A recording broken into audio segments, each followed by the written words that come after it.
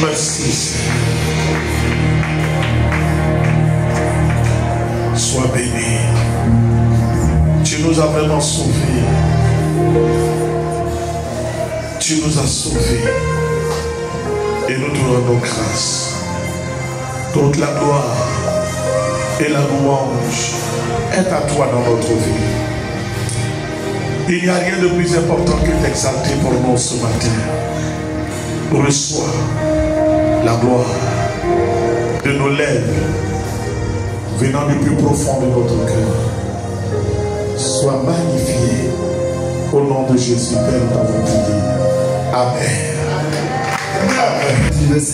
Oui. La Bible dit ceci. Non, la main de l'Éternel n'est pas trop courte. Il dit la main de l'Éternel n'est pas trop courte pour sauver. Ni ses oreilles trop dures pour entendre. Merci. C'est mon texte. Le thème de mon message ce matin, c'est la main, le bras de l'Éternel.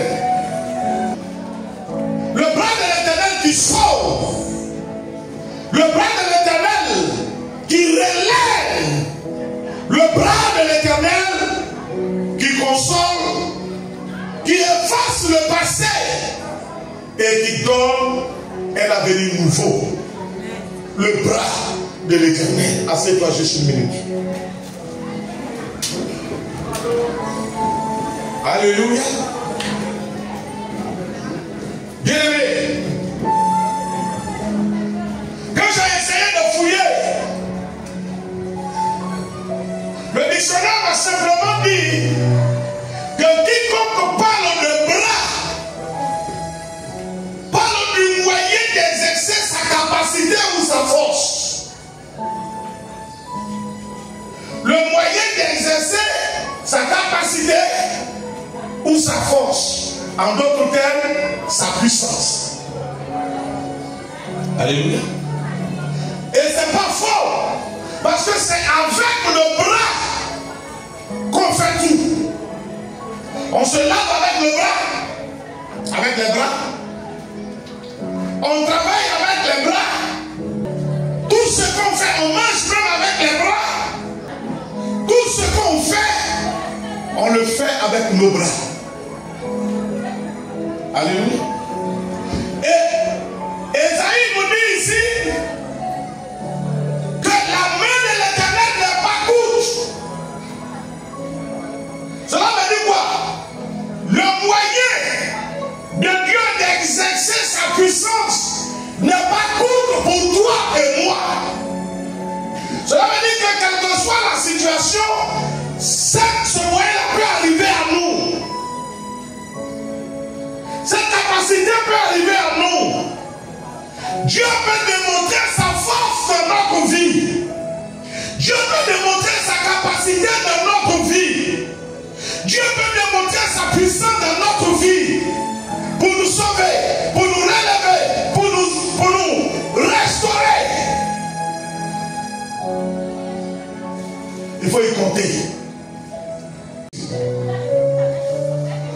psaume 123, verset 1 au verset 4. Il dit, je lève les yeux vers toi, qui siège dans les cieux. Voici comme les yeux des serviteurs sont fixés sur la main de leur maître, et les yeux de la servante sur la main de sa maîtresse. Ainsi nos yeux sont tournés vers toi, Éternel, notre Dieu, jusqu'à ce qu'il ait pitié de nous. Nous sommes dans le 9e mois, le mois de l'enfantement, le mois de la rentrée scolaire. En même temps que dans ce mois, nous devons faire face à la rentrée scolaire. Nous avons nos charges habituelles. On va payer la maison, payer nos différentes factures. On va lever coco, on va manger.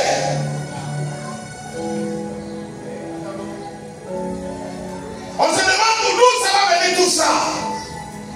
Je vais dire à quelqu'un ce matin que la Bible dit, le bras de l'Éternel, la main de l'Éternel n'est pas courte pour toi.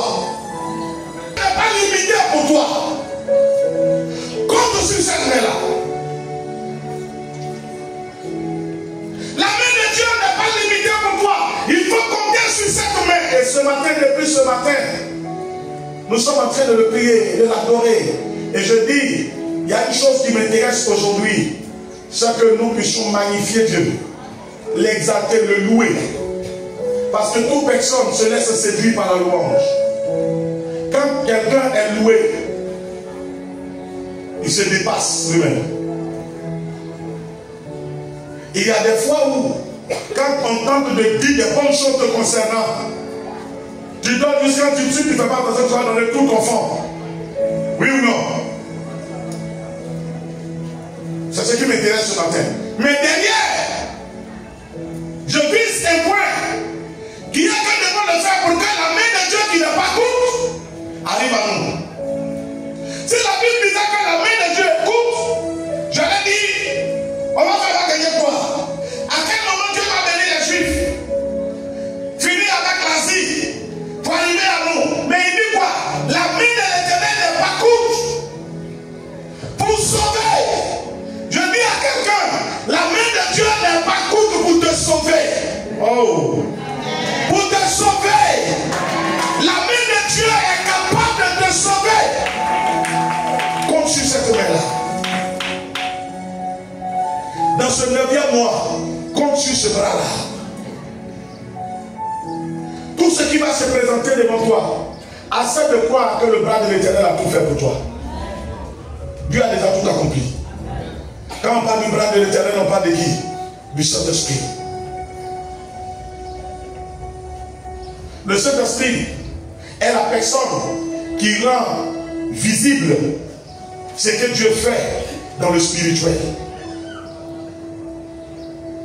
Et l'Esprit, l'Esprit qui accomplit dans nos vies au quotidien le feu de Dieu. Quand je veux te donner quelque chose, c'est ma main qui soulève pour te tendre la chose. Le Saint-Esprit est celui qui nous tend le miracle. Alléluia.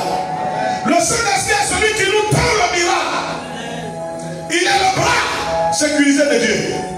Et la Bible dit ce bras sécurisé n'est pas court pour toi. Quel que soit ce qui a été dit, quel que soit le décret, accepte de croire que c'est fait, que c'est fait, que c'est fait, que c'est fait, que c'est fait, que c'est fait, que c'est fait. C'est fait au nom de Jésus, c'est fait. Tu vas me dire, mais papa, il y a le reste en bas. Je crois qu'on t'a suffisamment parlé du reste. Il dit, c'est ça nos péchés qui nous cachent la face. Sachant cela, je sais que tu te noies du péché. La Bible dit que celui qui espère au miracle de Dieu se noie du péché. Parce que tu ne peux pas pratiquer, aimer, pratiquer le péché et compter sur la main de Dieu. Tu ne vas jamais voir cette main-là. Et c'est pourquoi je prends le temps de t'expliquer. La main de Dieu, on rappelle en d'autres termes le Saint-Esprit.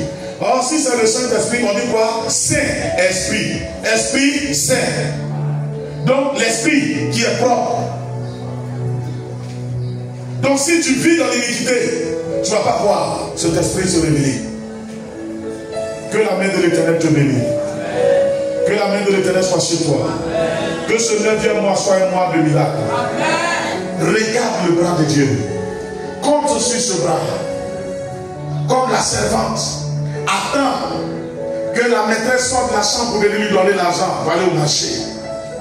Comme le chauffeur attend que le patron lui donne l'argent pour aller prendre l'essence et venir le chercher pour aller au travail. Attends-toi à la main de Dieu et que cette main te rencontre au nom de Jésus. Amen.